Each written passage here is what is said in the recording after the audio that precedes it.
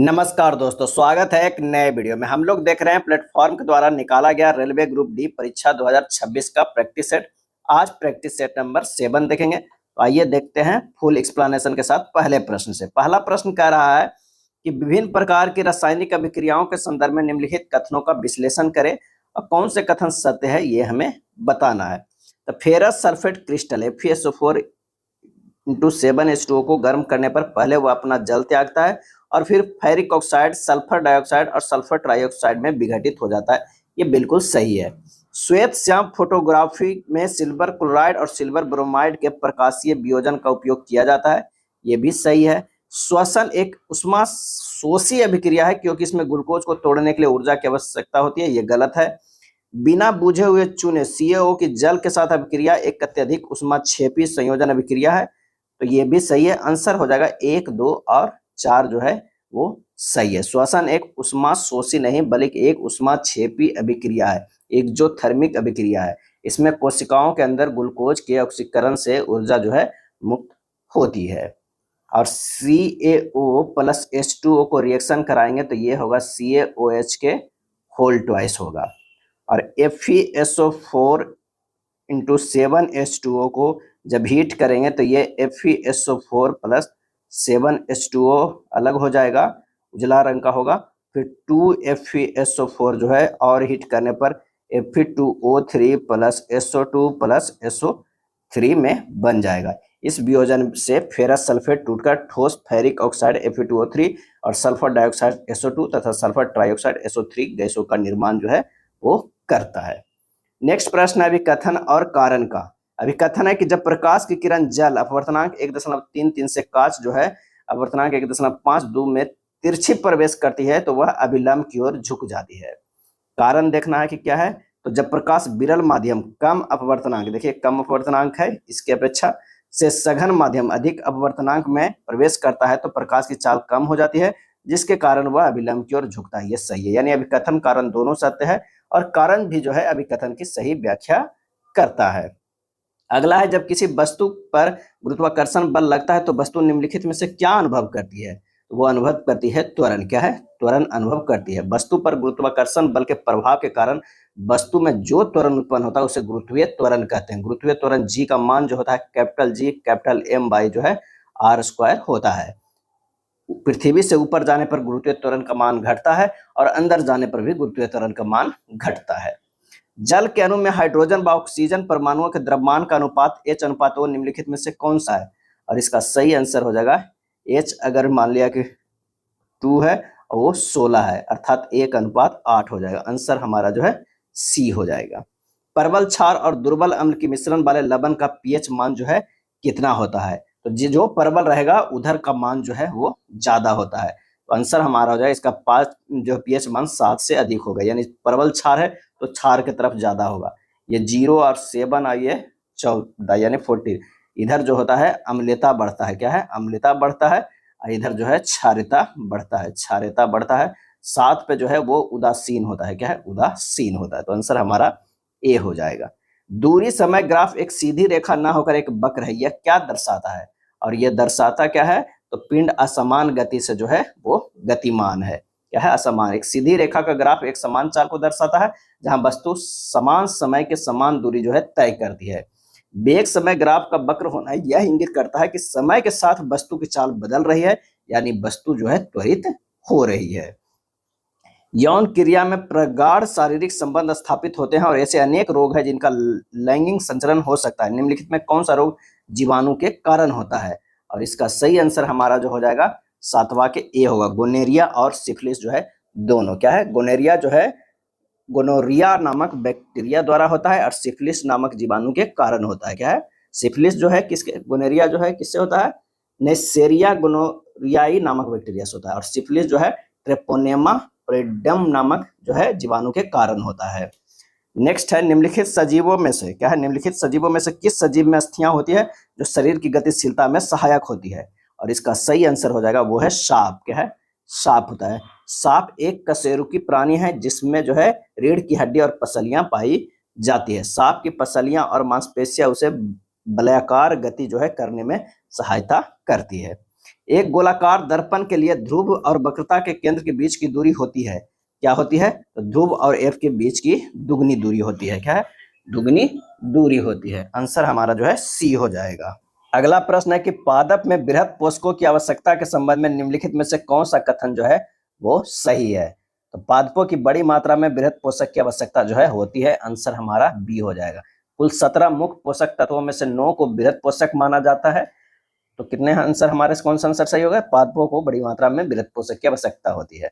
अगला है मानव नेत्र के विभिन्न भागों को उनके मुख्य कार्यों को सुमेलित करना है। कॉलम ए में भाग है और दूसरा कार्य है। तो परितारिका जो हो जाएगा वो पुतली के आकार को नियंत्रित करना है। दृष्टिपटल क्या करता है?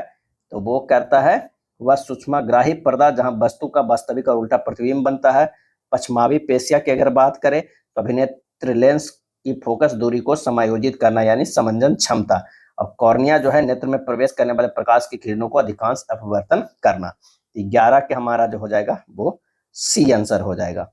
मनुष्यों में लिंग निर्धारण के संदर्भ में निम्नलिखित कथनों का विश्लेषण करें और सत्य कथनों का जो है वो चयन करना है कि कौन सा कथन सही है। तो मनुष्यों में 23 जोड़े गुणसूत्र होते हैं जिनमें से एक जोड़ा लिंग गुणसूत्र कहलाता है, सही है। महिलाओं में लिंग गुणसूत्रों का एक पूर्ण जोड़ा होता है जिसे XX कहा जाता है, सही है। पुरुषों में एक बेमेल जोड़ा होता है जिसमें एक समान आकार का X और एक छोटा Y गुणसूत्र रहता है, ये भी सही है। बच्चे का लिंग इस बात से निर्धारित होता है कि वह अपनी माता से कौन सा गुणसूत्र X या Y प्राप्त करता है, ये गलत है। ये पिता से होता है, माता से नहीं, किससे? पिता से होता है। तो आंसर हमारा हो जाएगा बी। 1, 2 और 3 जो है वो सही है। पर्णहरित क्लोरोफिल वर्णक कोशिका के इनमें से किस घटक में मौजूद होता है? और इसका सही आंसर हमारा हो जाएगा वो है हरित लवक। क्या है? हरित लवक। ओजोन O3 गैस और उसके क्षरण के संबंध में निम्नलिखित कथनों पर विचार कीजिए और कौन सा कथन जो है वो सत्य है, ये हमें बताइए कि कौन सा सही है। तो आइए देखते हैं कि कौन सा कथन सही है। वायुमंडल के उच्च स्तरों में ओजोन का निर्माण ऑक्सीजन O2 अणुओं पर पराबैंगनी विकिरण की क्रिया का परिणाम है, सही है। समताप मंडल में ओजोन परत सूर्य से आने वाले हानिकारक पराबैंगनी विकिरणों से पृथ्वी के जीवों की रक्षा करती है, ये भी सही है। पृथ्वी के धरातल क्षोभ मंडल के पास ओजोन एक घातक विष और प्रदूषक के रूप में कार्य करती है, ये भी सही है।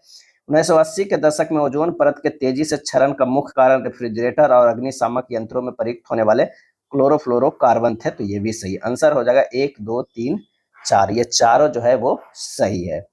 नवीकरणीय ऊर्जा स्रोतों के संदर्भ में निम्नलिखित कथनों का विश्लेषण करें और बताएं कि कौन सा कथन जो है वो सत्य है। तो बायोगैस एक उत्कृष्ट ईंधन है क्योंकि इसमें 75% तक मीथेन CH4 गैस होती है और यह बिना धुएं के जलती है, ये सही है। बायोगैस संयंत्र में अपघटन के बाद बची हुई स्लरी को निकाल दिया जाता है क्योंकि यह मिट्टी के लिए हानिकारक होती है, गलत है। पवन चक्की की घूर्णी गति का उपयोग जनित्र के टरबाइन को घुमाने के लिए किया जाता है, सही है।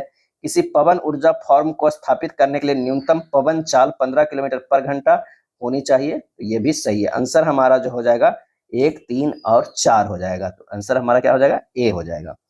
समान पदार्थों से बने दो तारों के अनुप्रस्थ कांटों के क्षेत्रफलों का अनुपात 1:10 है और उनकी लंबाइयों का अनुपात 2:5 है। यदि 10 वोल्ट की एक ही बैटरी को अलग अलग इन दोनों तारों के सिरों में संयोजित किया जाता है तो इन दोनों तारों में प्रवाहित धाराओं का अनुपात जो है वो ज्ञात करना है। तो ये 16 का जो आंसर हो जाएगा कितना? 1:4। कैसे हो जाएगा कि I1/I2 बराबर हो जाएगा V जो है R1/V/R2, यानी V/R1 इंटू R2 जो है वो V हो जाएगा। और R2/R जो है R1 बराबर लिख सकते हैं ρL2/A2 क्योंकि R जो है प्रोपोर्शनल टू होता है ρL/A होता है। तो यहाँ पर जो मान रखिएगा तो ये हो जाएगा I2/I1 गुना A1/A2 हो जाएगा, यानी 5/2 गुना 1/10 क्योंकि I1/I2 बराबर 2/5 तो I2/I1 बराबर 5/2 अनुपात हो जाएगा 1:4। किसी परमाणु का परमाणु क्रमांक किसके बराबर होता है? और इसका सही आंसर हो जाएगा किसी परमाणु के नाभिक में उपस्थित प्रोटॉनों की कुल संख्या के बराबर होता है। मस्तिष्क से निकलने वाली कपाल तंत्रिकाएं तथा मेरुरज्जु से निकलने वाली मेरु तंत्रिकाएं मिलकर किसका निर्माण करती है? और ये निर्माण करती है परिधीय तंत्र का जो है वो निर्माण करते हैं। 18 के जो है ए हो जाएगा। नेक्स्ट है किसी बिलियन के आयतन प्रतिशत द्वारा आयतन की गणना के लिए निम्नलिखित में किस सूत्र का उपयोग जो है वो किया जाता है? ये किया जाता है विलेय पदार्थ का आयतन बटा बिलियन का आयतन गुना 100। आंसर हमारा जो है पहले में ए में ही जो है मिल जा रहा है।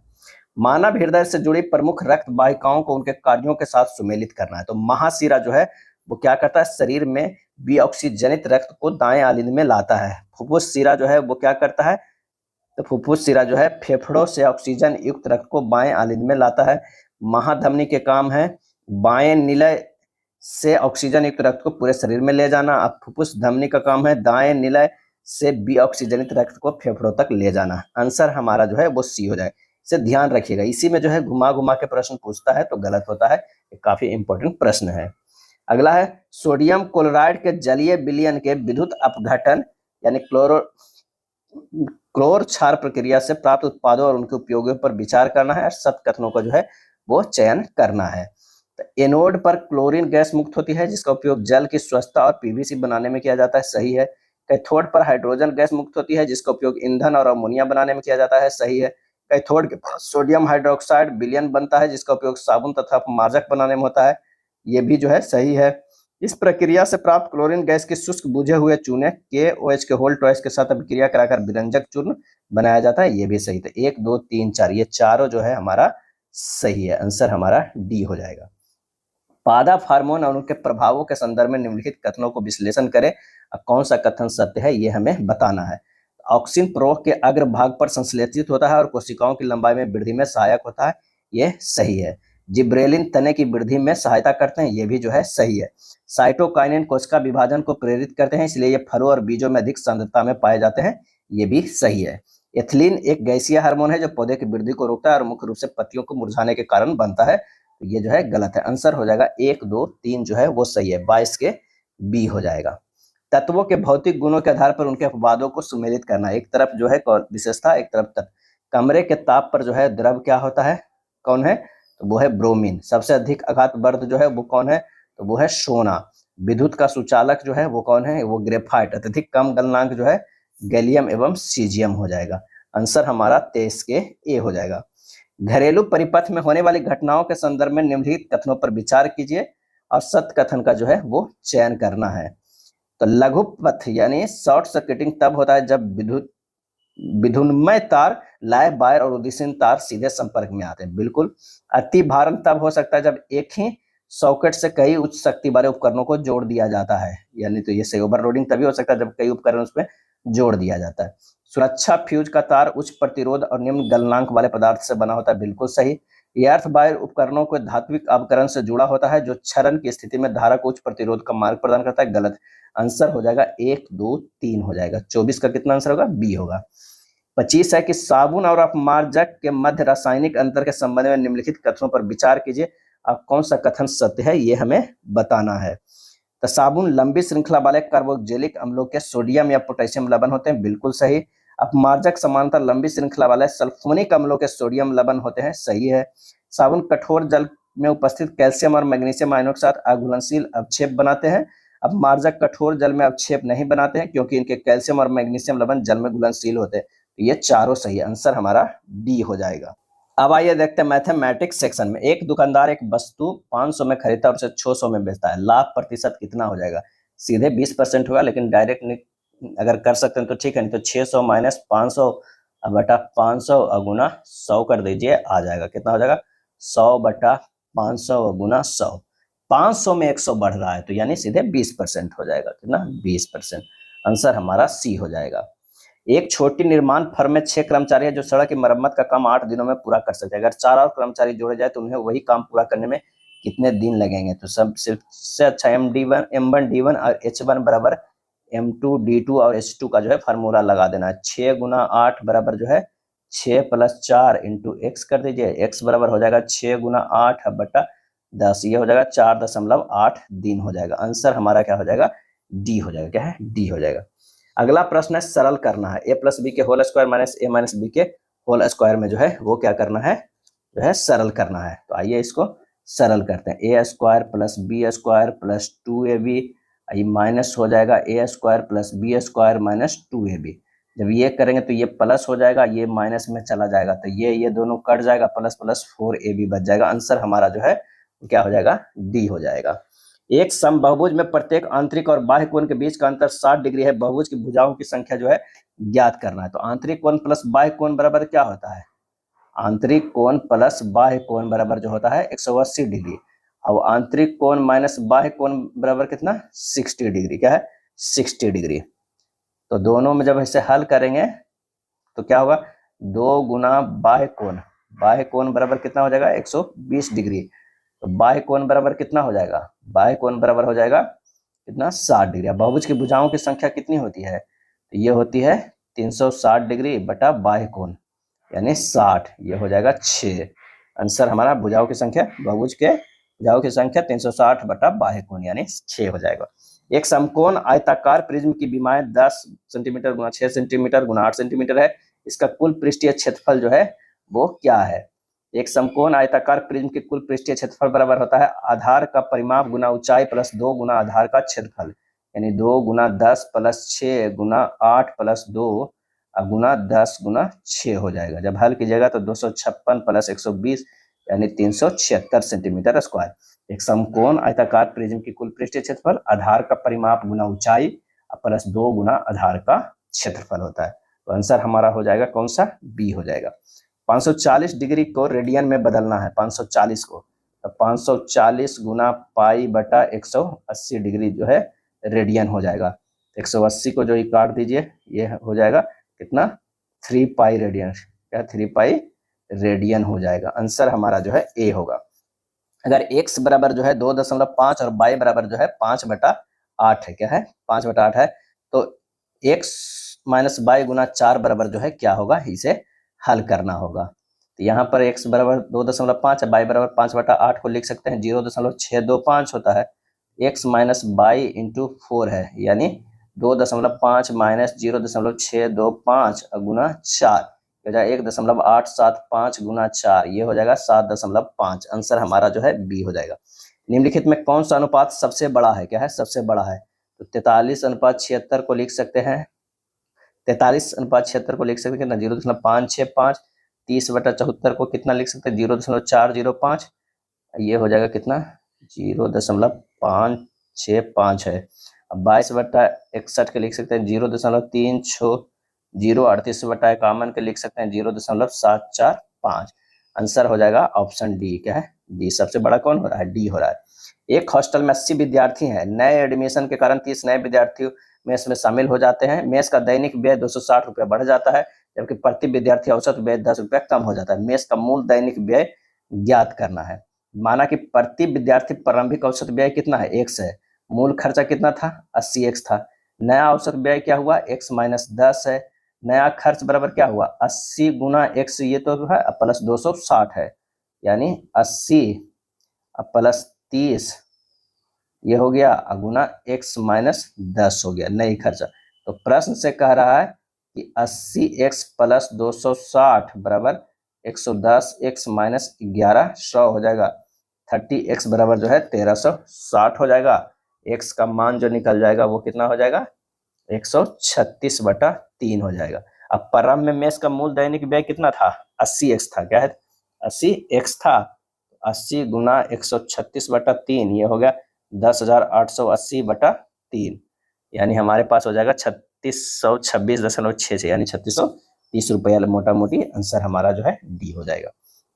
कोई व्यक्ति 3 किलोमीटर पर घंटा की चाल से किसी निश्चित दूरी को 13 घंटे में तय करता है और 6 किलोमीटर की जो है 13 घंटे में तय करता है और 6 किलोमीटर पर घंटा की चाल से कुछ अधिक दूरी को 15 घंटे में तय करता है। तय की गई संपूर्ण दूरी के लिए उसकी औसत चाल जो है हमें ज्ञात करना। तो औसत चाल हो जाएगा कितना, तो वो हो जाएगा 13 गुना 3 अब प्लस जो है 15 गुना 6 बटा 13 प्लस 15, ये हो जाएगा 39 प्लस 90/28 यानी 129/28, यानी 4.17/28 किलोमीटर पर आवर, 4.17/28 किलोमीटर पर घंटा। आंसर हमारा बी हो जाएगा। किसी मान में पहले 10% की वृद्धि की जाती है और फिर 20% की वृद्धि की जाती है, निम्न प्रतिशत वृद्धि क्या हो जाएगा, तो 10 प्लस 20 अब प्लस 10 गुना 20/100 डायरेक्ट निकाल दीजिए फार्मूला से, ये हो जाएगा 32%। आंसर हमारा डी होगा।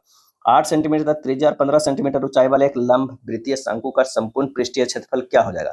तो पहले तिर्यक ऊंचाई l निकालिए, तो ये अंडर रूट हो जाएगा r² प्लस h², यानी 8 के स्क्वायर प्लस 15 के स्क्वायर के अंडर रूट है, ये निकालिएगा तो 17 सेंटीमीटर आ जाएगा। या इसे ट्रिपलेट अगर याद रखते हैं तो वो हो जाएगा 17 सेंटीमीटर होगा। शंकु का संपूर्ण पृष्ठीय क्षेत्रफल कितना होगा, तो pi R into L plus R हो जाएगा, यानी पाई 8 17 प्लस 8 हो जाएगा। तो यहाँ पर हो जाएगा पाई 8 पाई गुना 8 गुना 25 हो जाएगा, ये हो जाएगा 200 पाई। क्या है, 200 पाई। आंसर हमारा बी हो जाएगा। किसी धनराशि पर 8% वार्षिक दर से 3 वर्षों के लिए साधारण ब्याज उसी धनराशि पर 6 वार्षिक दर से 3 वर्षों का साधारण ब्याज 360 अधिक है। मूलधन हमें ज्ञात करना है। एस आई बराबर जो है T R percent, S I percentage बराबर टी आर परसेंट, यानी 8 गुना 3 माइनस 6 गुना 3, ये परसेंटेज में है 8 और 6 बराबर 360, यानी 24% माइनस 18% बराबर 360, 6% बराबर 360, 1% बराबर जो है 60 हो जाएगा। तो मूलधन 100%, तो 100 गुना 60 कितना हो जाएगा, ये हो जाएगा 6000। क्या है, 6000। आंसर हमारा ए होगा। कंटेनर ए में 30 लीटर शुद्ध दूध है जिसकी कीमत 40 रुपया प्रति लीटर है, और कंटेनर बी में 50 लीटर शुद्ध दूध है जिसकी कीमत जो है 50 प्रति लीटर है।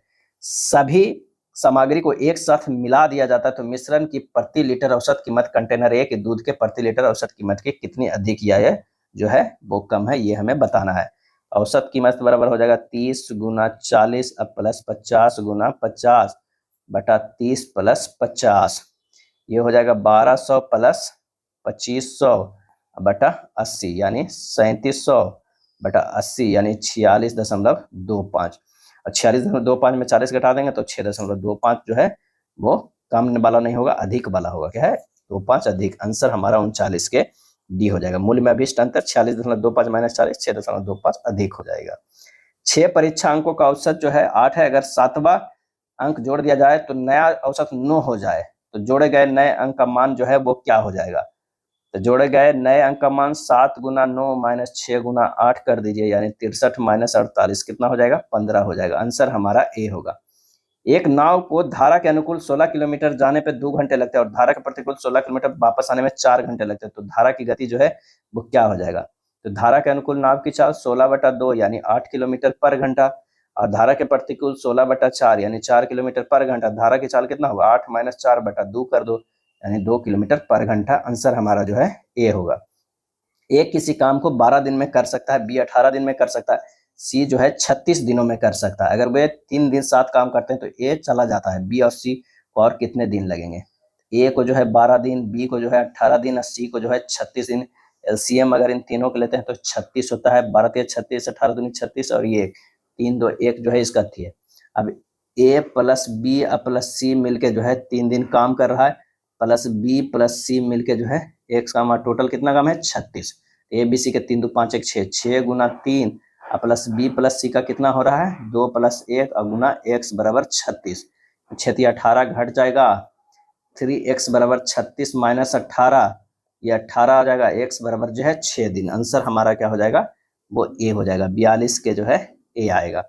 एक लेनदार जो है 11% वार्षिक दर से 4 वर्षों में 264 साधारण ब्याज अर्जित करता है, उसे कितनी राशि जो है उधार दी है, तो उधार दी गई राशि जो है, ली गई राशि कितना है, ब्याज कितना है 264 गुना 100 बटा समय जो है 4 गुना दर 11, हल कीजिएगा 600 आ जाएगा। डायरेक्ट आंसर सी हो जाएगा।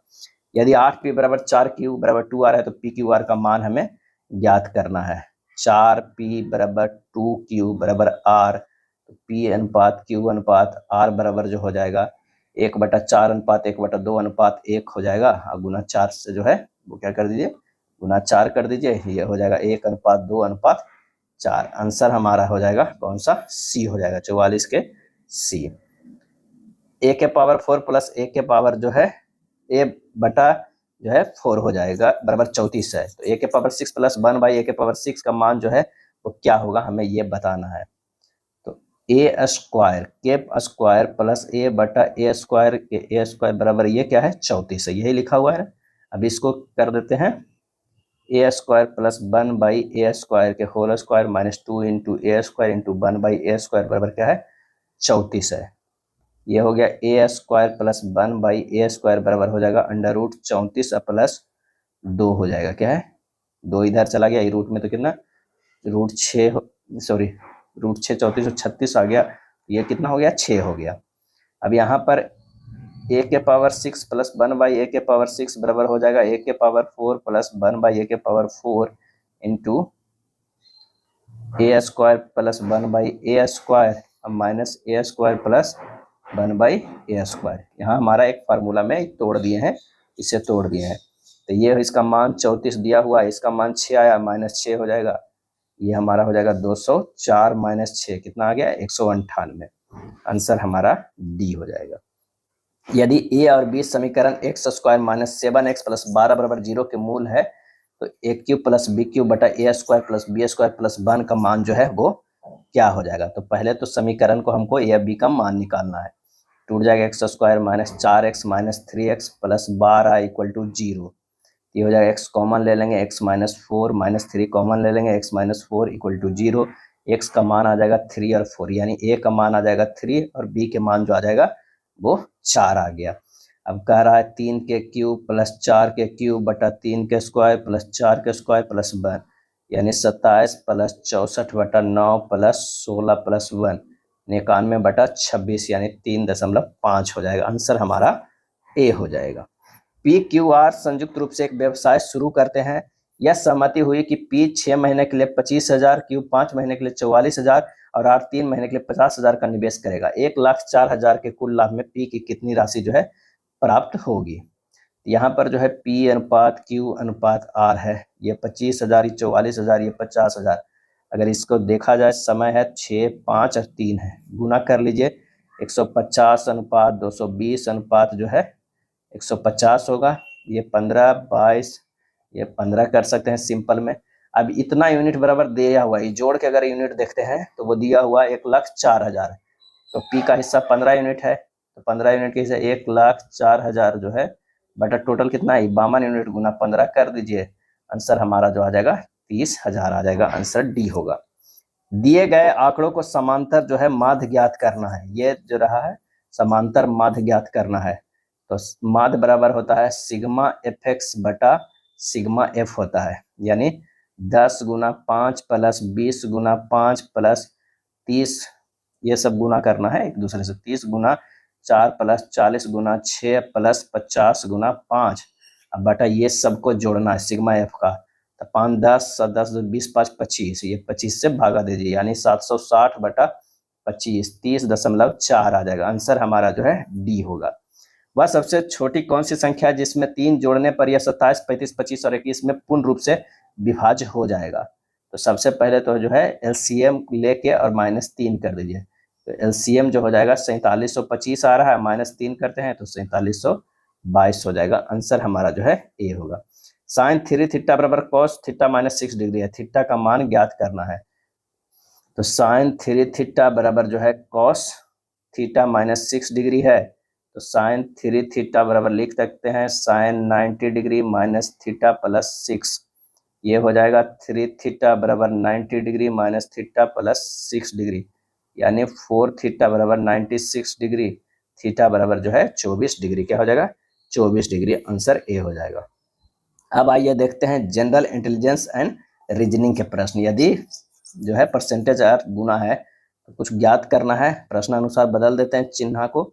150 भागा 10 गुना 4 प्लस 28 माइनस 16, जो जिसका अर्थ दिया हुआ है वो रख दिए हैं, इसको सोल्यूशन करिएगा तो ये 72 आ जाएगा। आंसर हमारा डी हो जाएगा। ये सब प्रश्न सबसे आसान होता है, फास्ट बनाइएगा।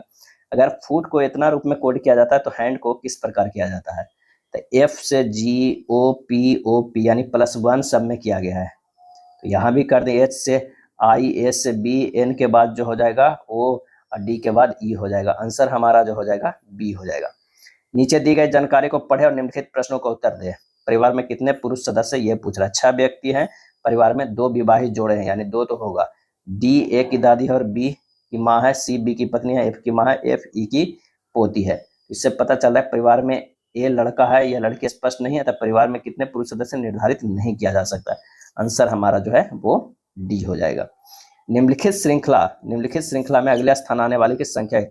100 से 85 गया है, -15 किया है, 85 से 70 -15, फिर 55 -15, फिर -15 करेंगे तो 40 आएगा। आंसर हमारा बी होगा। एस से टी गया है, एस से टी गया है प्लस 1 किया गया है, आई से के गया है प्लस 2 किया गया है, पी से एस गया है प्लस 3 किया गया है। एम से जो है प्लस 1 करेंगे तो एन होगा, यू से प्लस 2 करेंगे तो डब्ल्यू होगा, जी से प्लस 3 करेंगे तो जे होगा। आंसर हमारा जो हो जाएगा वो सी हो जाएगा। चलिए यहाँ पर 9 और 78 में किस तरह संबंध है, 9 नमा 81 करेंगे, उसमें से जो है 3 घटा देंगे तो 78 आ जा रहा है। 17 49 में से 3 घटा देते हैं तो ये 46। आंसर हमारा जो है ए हो जाएगा। क्या है, ए होगा। नीचे 4 संख्याएं दी गई, जिनमें एक ही तर्क का पालन करती है, भिन्न संख्या ज्ञात करें, उसे उत्तर के रूप में चिन्हित करें। तो यहाँ पर जो हो जाएगा डी को छोड़कर से सभी विकल्प 11 के गुना 11 22 66 7 31 नहीं है। चलिए ये भी काफी प्रश्न आसान होता है, इसका आंसर जो हमारा होगा वो बी होता है।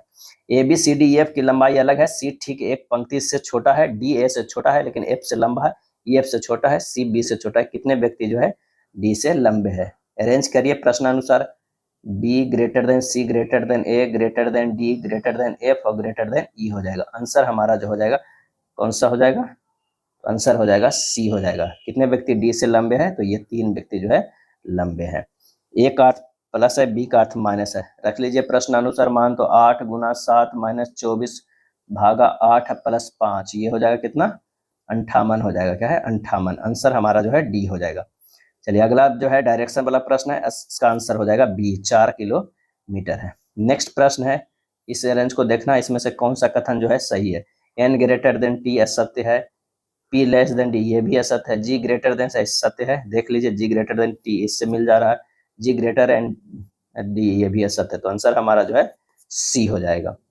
चलिए अगला कह रहा है कि यदि इस मूल संख्या के प्रत्येक स्वर को किसी व्यंजन में बदल दे और प्रत्येक व्यंजन को किसी स्वर में बदल, तो इस प्रकार बनने वाले परिणामी श्रृंखला में से कितने व्यंजन होंगे जिनके ठीक बाद जो है एक प्रतीक होगा। तो सबसे पहले तो इसे बदलना होगा, मूल को जो है बदलना होगा, तभी हमें जो है वो निकालना होगा। मूल प्रत्येक स्वर को किसी व्यंजन में बदलना है, स्वर को जो है व्यंजन में बदलना है, उसके बाद व्यंजन को किसी स्वर में बदल दे, इस प्रकार बनने वाले परिणामी। तो ये आपका जो है होमवर्क रहा, आप बदलिएगा एक अक्षर को, आप चेक कीजिएगा है कि क्या आंसर आता है। अच्छा इसका आंसर जो है वो दिया हुआ है ऑप्शन में 5। ठीक है अगला है कथन है, कुछ गुलनार जो है पिटुनिया है, कुछ जो है ये होगा गुलनार, गुलनार जो है वो क्या है कुछ पिटुनिया है, ये होगा पिटुनिया है। उसके बाद सभी पिटुनिया जो है वो सूरजमुखी है, सभी पिटुनिया जो है वो क्या है सूरजमुखी है, ये हो जाएगा सूरजमुखी है। कुछ सूरजमुखी गुलनार नहीं है, तो बिल्कुल हमारा जो है ये कुछ सूरजमुखी जो है जो गुलनार नहीं है।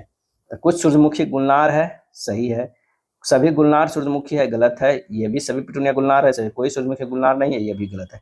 आंसर हमारा 64 के ए हो जाएगा। चलिए कथन है, निबंध लेखन एक कला है, एक अच्छा निबंध लिखने में सक्षम होने के लिए विषय की समझ के साथ साथ भाषा पर पकड़ होनी आवश्यक है, ये कथन कह रहा है। अब कारण धारणा देखें, विषय पर पूर्ण निपुणता के बिना निबंध नहीं लिखा जा सकता है, तो ये हमारा ये सही है। भाषा पर अच्छी पकड़ वाला कोई भी व्यक्ति अच्छा निबंध लिख सकता है, बिल्कुल सही है। आंसर हमारा 65। अच्छा विषय पर पूर्ण निपुणता के बिना निबंध नहीं लिखा जाए, गलत है। भाषा पर अच्छी पकड़ वाला कोई भी व्यक्ति अच्छा निबंध लिख सकता है, ये भी जो है गलत। आंसर ना तो धारणा 1 और ना ही 2 जो है निहित। आंसर होगा 65 के ए हो जाएगा। क्या है ए हो जाएगा। यदि शब्द डायरेक्ट के सभी अक्षरों को वर्णानुक्रम के अनुसार व्यवस्थित किया जाए तो कितने अक्षरों की स्थिति अपरिवर्तित जो है वो रहेगी। तो C D E I R T, यहाँ सिर्फ लास्ट वाला टी अपरिवर्तित रहेगा। आंसर हमारा जो हो जाएगा 1 यानी डी हो जाएगा। चलिए 5 3 अंकीय संख्याओं पर आधारित है। यदि प्रत्येक संख्या के पहले अंक में 5 जोड़ा दिया जाए तो कितनी संख्याओं का पहला अंक दूसरे अंक से पूर्णतः जो है विभाज्य हो जाएगा। तो प्रश्नानुसार प्रत्येक संख्याओं को पहले अंक में 5 जोड़ने पर क्या हो जाएगा 6 5 8, ये हो जाएगा 9 3 8, 6 8 2, 8 2 5, 7 3 0 हो जाएगा। कितनी संख्याओं का पहला अंक दूसरे अंक से पूर्णतः जो है विभाज्य है। यहाँ पर जो देखिए ये 9 3 से विभाज्य है, और ये जो 2 जो है 8 2 5 वाला 2 8 से विभाज्य है, 8 जो है 2 से विभाज्य है। आंसर हमारा जो है 2 हो जाएगा, सी हो जाएगा। चलिए यहाँ पर देखना है कि ऐसे कितनी महिलाएं हैं जो करदाता भी है किंतु डॉक्टर जो है वो नहीं है। तो यहाँ पर जो हो जाएगा वो 15 है जो है फीमेल है और टैक्स पेयर है लेकिन डॉक्टर नहीं है, ये सी हो जाएगा। क्या है सी हमारा हो जाएगा। चलिए इमिग्रेशन काउंटर पर उत्तर की ओर मुख करके खड़े हुए व्यक्तियों की एक पंक्ति में पंकज बाएं सिरे से 9वें और पूजा दाएं सिरे से 17वें स्थान पर है। यदि पंकज और पूजा के स्थान आपस में बदल दिया जाए तो पंकज का नया स्थान बाएं सिरे से 15वां और पूजा के पंकज के बीच यात्रियों की संख्या हमें ज्ञात करना है। तो पंक्तियों में यात्रियों की कुल संख्या जो है 15 प्लस 17 माइनस 1 यानी 31 है। अब पंकज और पूजा के बीच यात्रियों की संख्या हो जाएगा तो 31 माइनस 9 प्लस 17 यानी 31 माइनस 26 यानी 5 हो जाएगा। आंसर हमारा ए हो जाएगा। एक घड़ी जिसे सुबह 6 बजे सही समय पर सेट किया गया 1 मिनट में 5 सेकंड अधिक चलती है। दोपहर के 2 बजे घड़ी कितना समय जो है दिखाई देता है? तो सुबह 6 से दोपहर 2 बजे तक 8 घंटा चला, यानी 60 से गुना करेंगे तो 480 मिनट हुआ। और 1 मिनट में 5 सेकंड के जो दूरी होता है तो 480 माइनस 5 सेकंड करेंगे तो कितना 2400 सेकंड हो जाएगा। अब 2400 सेकंड अधिक चलेगी। दोपहर 2 बजे घड़ी के समय क्या होगा? 2 बजेगा तो बजेगा, और 2400 सेकंड को 60 से करेंगे तो उतना मिनट होगा, यानी 40 मिनट। 2:40 हो जाएगा। आंसर हमारा जो है डी हो जाएगा। क्या है? 70 के डी। 8 व्यक्ति 2 समानांतर पंक्तियों में बैठे हैं, जिनमें से प्रत्येक पंक्ति में 4 व्यक्ति इस प्रकार बैठे कि आसन व्यक्तियों के बीच की दूरी समान है। यानी दोनों तरफ जो है व्यक्ति को 8 लोगों को बैठने की जगह बनाना है। एक ये हो जाएगा, ये 8 लोग बैठे हुए हैं। अब कह रहा है कि पंक्ति 1 है ये, और ये पंक्ति 2 है। LMNO बैठे हुए हैं और उन सभी का मुख दक्षिण की ओर है। बिल्कुल जो है मुख दक्षिण की ओर है, और इसमें ये बैठा हुआ। इस प्रकार पहली पंक्ति प्रत्येक व्यक्ति के मुख, दूसरी पंक्ति किसी अन्य व्यक्ति से। WU के ठीक दाईं ओर जो है बैठा हुआ है। W जो है U के ठीक दाईं ओर बैठा हुआ है। अगर मान लिया कि W है और उसके बाद जो है इधर U हो जाएगा। L और M के बीच में केवल 2 व्यक्ति बैठे हुए। L और M के बीच में, यानी यहाँ पर अगर L है तो यहाँ पर जो हो जाएगा M बैठा हुआ है। 2 व्यक्ति है तो दोनों किनारे पर होगा, ये बैठा हुआ है। U L के सम्मुख बैठा हुआ है। U जो है L के सम्मुख बैठा हुआ है, तो U को यहाँ बैठा दीजिए, W को यहाँ बैठा दीजिए। N के सम्मुख बैठा व्यक्ति V के ठीक बाईं ओर बैठा हुआ है, यानी N के सम्मुख बैठा व्यक्ति V के ठीक बाईं ओर बैठा हुआ है। अगर मान लें कि यहाँ पर V देते हैं तो यहाँ पर हो जाएगा N हो जाएगा। X पंक्ति के किसी भी छोर पर नहीं बैठा हुआ है। X जो है पंक्ति के किसी छोर पर नहीं बैठा हुआ है, तो निश्चित X यहाँ हो जाएगा। छोर पे नहीं है तो अगले लाइन से भी पता चल जा रहा था। तो निम्नलिखित में O के सम्मुख जो बैठा हुआ है कौन है? तो वो यहाँ हो जाएगा, W हो जाएगा। आंसर हमारा 71 के A हो जाएगा। चलिए प्रश्नवाचक स्थान पर क्या आएगा? L से J गया है -2 है, J से H गया है -2 है, S से F गया है -2 है, F से -2 करेंगे तो D हमारा आ जाएगा ऑप्शन ए के में। आंसर हमारा B हो जाएगा। 73 का भी प्रश्न आसान है, आंसर हमारा इसका बी हो जाएगा। FCBF अंग्रेजी वर्णमाला क्रम के आधार पर एक निश्चित प्रकार से जो है संबंधित है।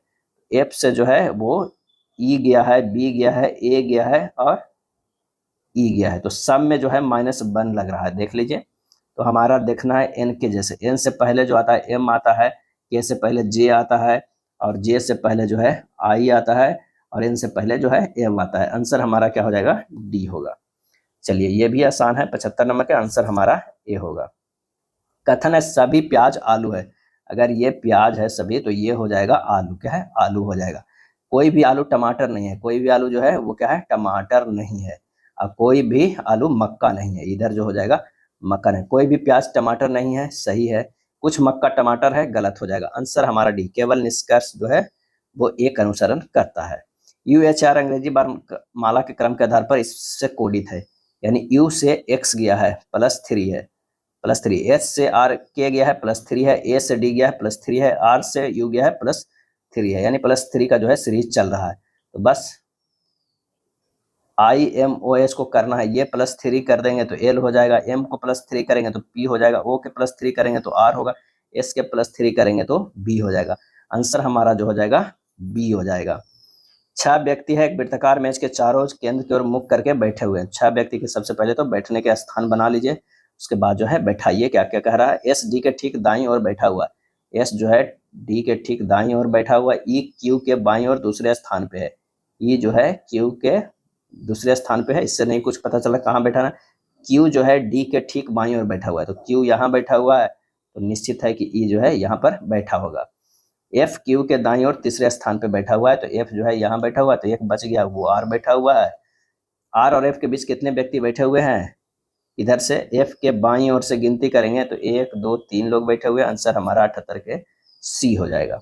चलिए अंग्रेजी वर्णमाला क्रम के आधार पर करना है।